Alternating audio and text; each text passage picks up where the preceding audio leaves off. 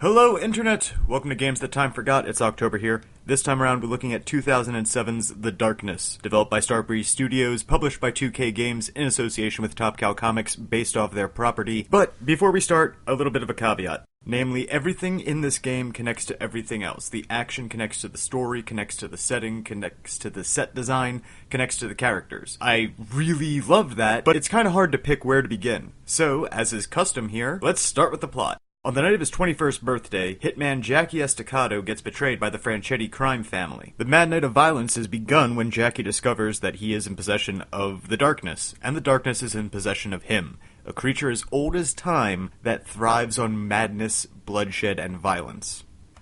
Which Jackie doesn't exactly cotton to, and when tragedy finally strikes at the tail end of this very long day for him, he responds in a very natural fashion. But the darkness won't let him die.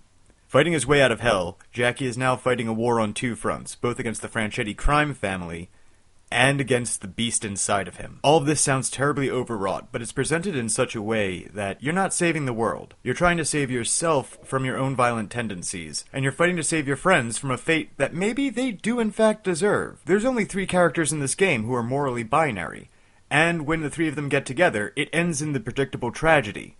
But the way it's presented, your interactions with them, make you feel it.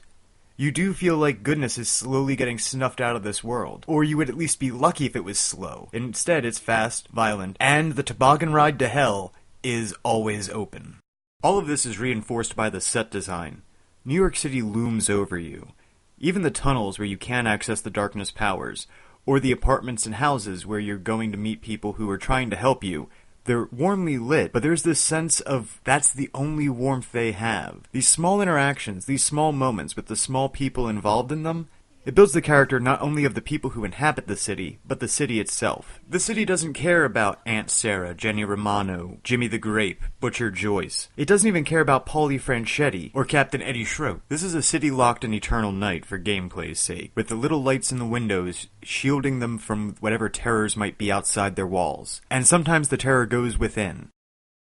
Okay, so let's talk about mechanics for a second. You've got your standard arsenal, pistols, submachine guns, shotguns, machine guns. The big change to first-person shooters is the inclusion of the darkness powers.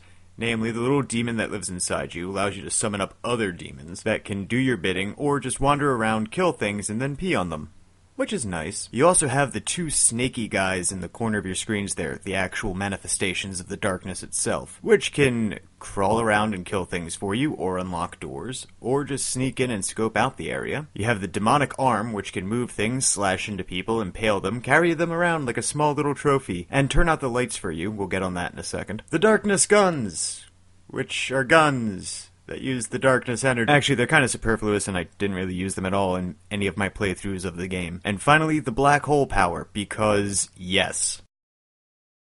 That is why. Now, like the name implies, the darkness can only be called forth in darkness. To do this, you have to take out the light structures. Light bulbs, trash fires, anything that can cause light. Take them out, the darkness becomes more powerful and more useful. You can also restore darkness powers quicker by eating the hearts of your enemies.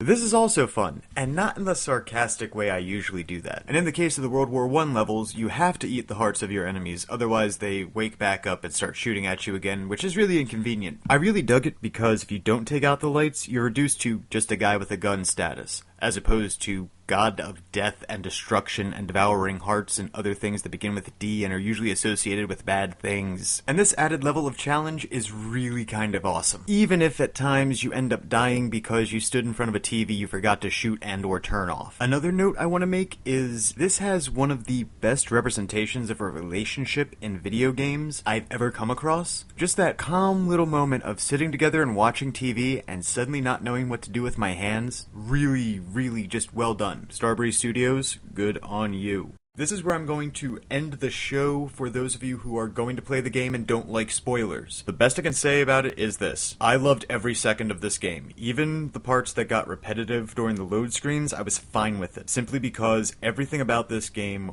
works very, very well. The story is sound, it's small, it's compact, and it's personal. The characters are really enjoyable. The gameplay, a little bit clunky, but nothing you can't overcome after, an hour of getting used to it. Everything about this game, highly recommended it. It's worth your time. There's no higher recommendation than that.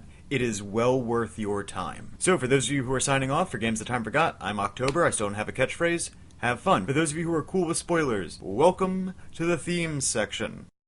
I don't have any music, I'm not sure why I paused there. The key theme of this game is responsibility. Throughout it, the Darkness and Paulie Franchetti constantly remind Jackie that all of this is his fault. Everything that happens throughout the game is directly related to Jackie. Because he won't lay down and die, Paulie Franchetti blows up an orphanage, murders his girlfriend, and tries to kill everybody Jackie loves. On the other end, the Darkness continues to remind Jackie that if he just conceded and let the darkness overwhelm him, he wouldn't feel any guilt, any more pain. He would feel the release of not being in control whatsoever of his life, or his actions, or his actual responsibilities. Granted, the darkness would consume him and the world, but hey, you know, whatever. He wouldn't feel bad about it. All the pain, guilt, rage, and shame would be washed away with just the peace of the grave. Counteracting this is Jenny Romano, whose dying words to Jackie are, Jackie, this is not your fault. And Anthony Estacado, Jackie's ancestor, who readily admits, I brought this darkness into our family.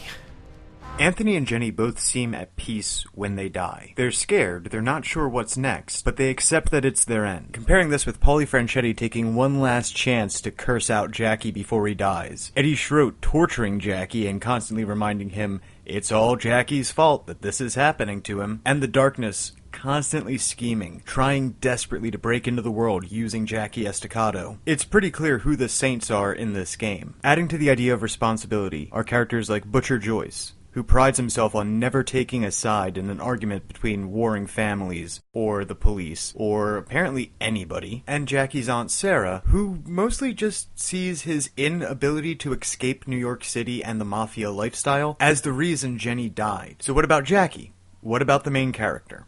What about you, the player? Well, in the cutscenes in between levels, Jackie does express remorse for the role he has played, that his entire life has played, in where he is now. But he has no illusions that it's all about him, that he's the only architect to the misfortunes that have befallen him. And it's that which really drives this game forward. Jackie needs the darkness in order to get revenge, in order to survive. The only option he has to destroy the human monsters is found in an ageless horror from beyond time, a horror that is inescapable and intrinsic to his character. Maybe that's why the monster isn't the truly scary portion of this game, but rather the human beings you interact with. Paulie Franchetti and the Darkness both have similar lines. Sometimes it's parallel, sometimes it's exactly quoting, and both of them have the same motivations for making Jackie Estacado suffer. You wouldn't let me do what I want to you, so now I have to hurt you. Which is a nice little bit of self-reference for an art form wherein you control the actions of other people, but you occasionally rage quit because they won't do exactly what you want them to. It's just something to think about, something that I took away from it the first time, and revisiting this game was highly worthwhile. Okay, official ending time. I am October, and this has been Games That Time Forgot. I wanted to thank you guys for watching as always. Please feel free to share, like, and sub this video, and I will be back next time with another game that you may or may not want to play. Later, people of Earth.